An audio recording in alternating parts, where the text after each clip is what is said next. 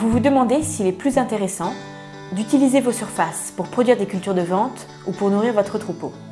Des agriculteurs en région Hauts-de-France ont fait le choix de valoriser leur production végétale grâce à leur élevage. Nous allons vous les présenter.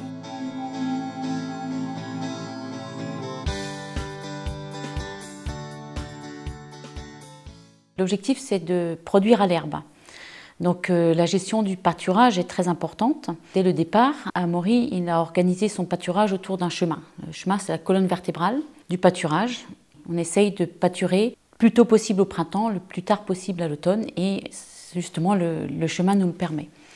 Donc la complémentation au pâturage, elle existe. On a installé un distributeur automatique de concentré avec des céréales, c'est des granulés faits avec des céréales locales. Et elles ont à peu près 1 kg par vache, c'est pas énorme. Le pâturage, c'est pour l'été. Donc l'hiver, on avait commencé à faire de l'enrubanage, mais bon, c'est pas une façon de stocker l'herbe qui nous convenait. Et donc on est passé au séchage en grange depuis 2007. Donc c'est du foin, mais qui est stocké en vrac dans une grange spécifique. Ce qui sort du séchage, il est encore très vert. Et on voit qu'il reste des vitamines et après au niveau des acides aminés, ils sont bien conservés aussi. Mais au niveau organisation du travail aussi, c'est plus simple puisqu'on a du foin en vrac qu'on va ramener avec la griffe directement devant les vaches. On travaille avec un fourrage sec, c'est toujours très agréable. Et on voit que les vaches, elles se jettent dessus, c'est craquant, elles ont plaisir à manger ça. Donc depuis quelques années, nous achetons de la luzerne. Elle est prise directement, mise dans le séchoir. Le fait d'apporter cette luzerne, et puisqu'on a parlé des concentrés tout à l'heure, c'est uniquement des céréales. Et on n'a pas besoin de complémenter en azote, en concentré protéique.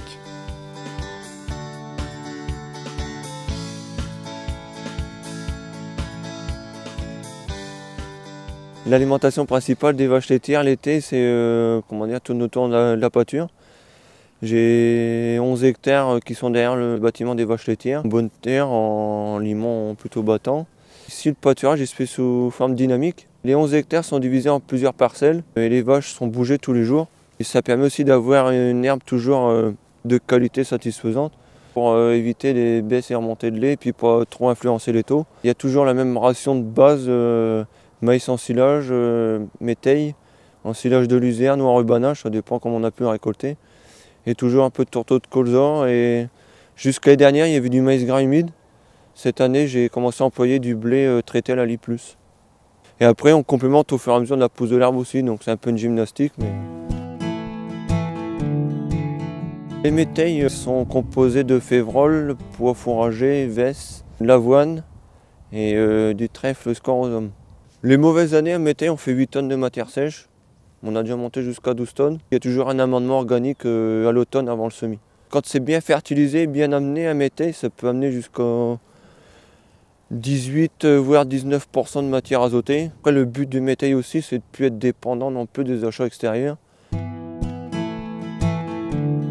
La luzerne avant, mes parents ne en mettaient pas. Donc j'ai commencé à en mettre dans les terres un peu moins bonnes, parce que je ne veux pas dire que j'ai des mauvaises terres, là encore quand même, il ne faut pas exagérer. Et puis maintenant on commence à mettre en bonne terre aussi. Une année sèche, une année humide, on récolte toujours. Depuis quelques années, j'ai pris l'habitude de ressemer un seigle ou une avoine diploïde dedans. Ça me permet de monter la première coupe à 8-10 tonnes. J'ai jamais pesé, mais on en est pas loin. C'est un effet lactogène aussi, ça permet de faire du lait et puis de ramener la protéine dans la ration aussi. C'est le gros avantage.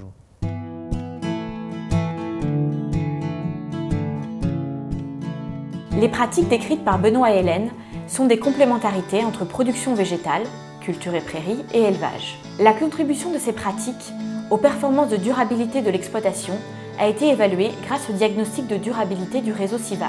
Nous allons vous présenter pour chacune de ces exploitations un des critères de durabilité. Le premier critère est économique. Il représente des charges qui peuvent être classées en 2 catégories. Les charges opérationnelles, reliées aux productions, et les charges de structure, qui ont trait au fonctionnement de l'exploitation. Lorsque les charges opérationnelles sont déduites des produits, on obtient la marge brute de l'exploitation. Cette marge, ramenée au produit, donne l'autonomie économique de l'exploitation. Qu'en est-il de l'exploitation d'Hélène et Amaury Baudouin? Le système Toute Herbe Bio, mis en place, ne nécessite aucun achat d'engrais, semences ou produits phytosanitaires. De plus, grâce à l'optimisation de la gestion de l'herbe, pâturage, séchoir en grange, les achats d'aliments sont réduits.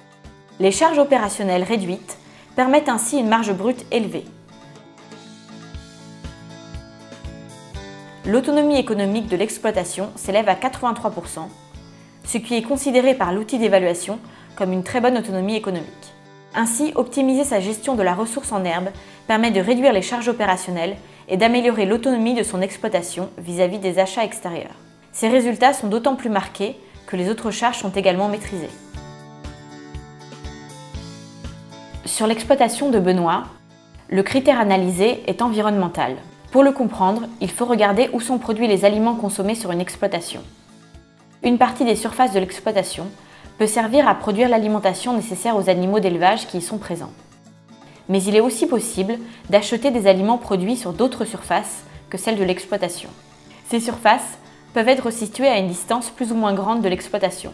Le rapport entre l'ensemble des surfaces nécessaires à la production des aliments distribués aux troupeaux et les surfaces sur la ferme correspond à l'empreinte foncière. Ce critère illustre la dépendance des surfaces extérieures pour produire les productions animales de la ferme. Qu'en est-il de l'exploitation de Benoît Rigol? Benoît importe 50 tonnes de tourteaux de colza chaque année. Du colza est cultivé sur 16 hectares de sa propre exploitation. Seuls 5 hectares sont ainsi mobilisés à l'extérieur pour la production de cet aliment. Son empreinte foncière ne s'élève qu'à 104%. L'outil de diagnostic de durabilité considère le niveau de son empreinte foncière comme très satisfaisant. Ainsi, grâce à une forte production alimentaire sur sa propre exploitation, Benoît Rigol limite la mobilisation des terres en France ou à l'étranger pour produire l'alimentation nécessaire à son élevage.